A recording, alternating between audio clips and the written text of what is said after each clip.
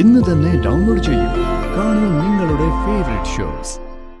എടാ മാധവൻ നായരും ചന്ദ്രികയും അവസാന കാലത്ത് എവിടെയെങ്കിലും പോയി സ്വസ്ഥമായിട്ട് ജീവിക്കട്ടെ, അല്ലെങ്കിൽ ഒരുമിച്ച് ചാവട്ടെ. ശവം കൊണ്ടുവരാനോ പോസ്റ്റ്മോർട്ടം എളുപ്പത്തിലാക്കാനോ ഒരു പഴയ MLA എന്നുള്ള നിലയിൽ ഞാൻ എന്റെ സ്വാധീനം ഉപയോഗിക്കാം.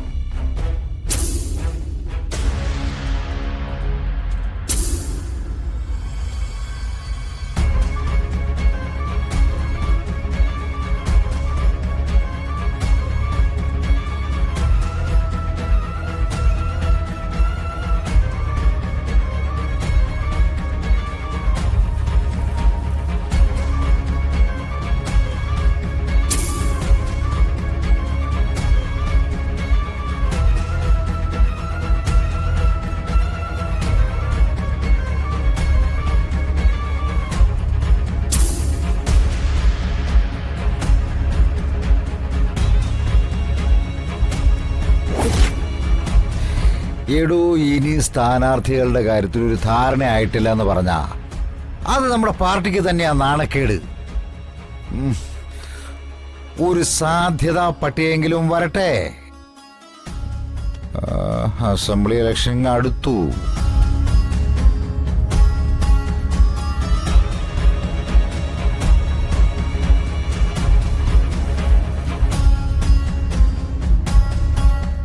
അത് നാളെ തന്നെ ആയിക്കോട്ടെ.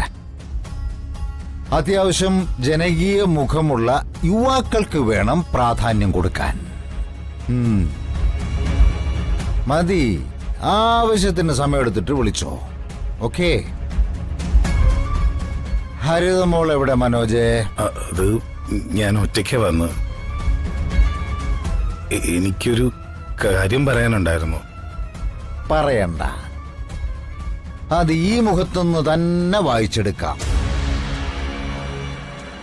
വീട് വിട്ടിറങ്ങിപ്പോയ അച്ഛനെയും അമ്മയും ഇതേവരെ കണ്ടെത്തിയിട്ടില്ല. അവരെ കണ്ടുപിടിക്കാൻ ഞാൻ സഹായിക്കണം. ഇതല്ലേ വേണ്ടത്? അല്ല, അവരെ ഇപ്പൊ കണ്ടുപിടിച്ചിട്ട് എന്തിനാടാ? എന്റെ മോൾക്ക് അവരൊരു ഭാരമാകാനോ? എടാ, മൂത്ത മോൻ പ്രകാശൻ അവരെ വേണ്ട. അവരെ ആ വീട്ടിൽ നിന്ന് എങ്ങനെ ഒഴിവാക്കാമെന്ന ചിന്തയിലായിരുന്നു നിന്റെ ചേട്ടൻ. എന്റെ കഷ്ടകാലത്തിന് ഞാനും അതിന്റെ ഇടയിൽ ചെന്ന് കയറി.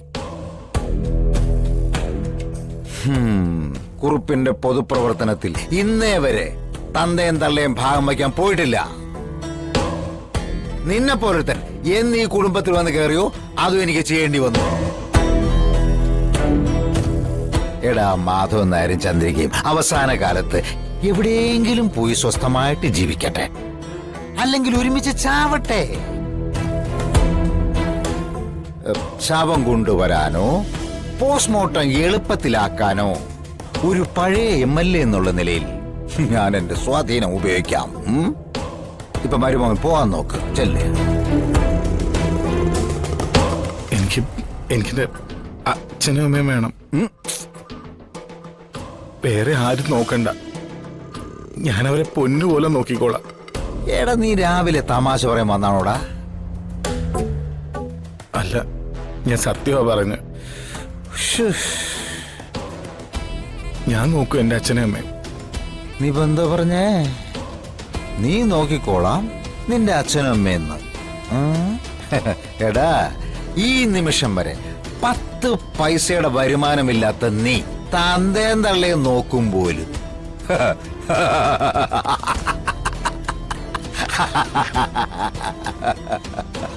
എടാ നീ ആദ്യം സ്വന്തം കാര്യം നോക്കാനുള്ള പൈസ ഉണ്ടാക്കാൻ നോക്ക്. ഒരു മാതൃകാ പുത്രൻ ഇറങ്ങിയിരിക്കുന്നു.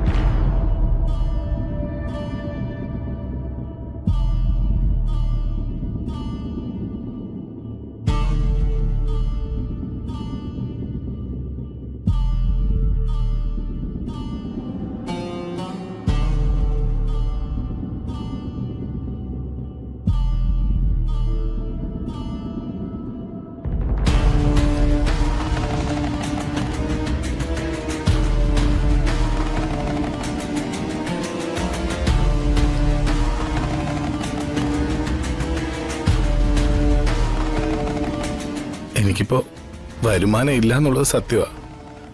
എന്നുവെച്ച് അച്ഛനമ്മയെ സ്നേഹിച്ചുകൂടാന്നൊന്നും ഇല്ലല്ലോ. സ്നേഹം നടിച്ച് നീ ഒരു പെണ്ണിനെ ഇവിടെ നിറക്കി കൊണ്ടുപോയല്ലോ, എന്റെ മോൾ ഹരിതയെ.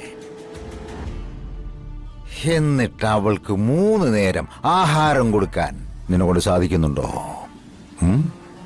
എടാ, നീ പറഞ്ഞ സ്നേഹം പുഴുങ്ങി വെച്ചാൽ വയറ് നിറയില്ല മോനെ, വയറ് നിറയില്ല. ഇന്നോള് പട്ടിണി കിടക്കാതെ ജീവിക്കുന്നത് എന്റെ ചെലവിലാടാ.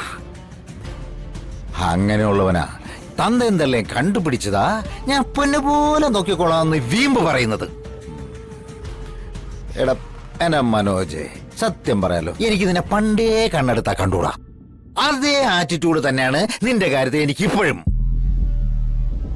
ഈ കുറുപ്പിന് മനസ്സുകൊണ്ട് നിന്നെ എന്റെ മരുമകനായിട്ട് കാണാൻ പറ്റിയിട്ടില്ല, പറ്റുകയുമില്ല.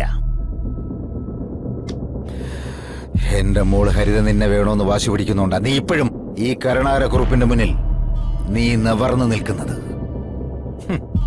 നിന്റെ ചെല്ലും ചെലവും എന്റെ ഒഴിയാ ബാധയായതുകൊണ്ട് കുറുപ്പ് നോക്കും.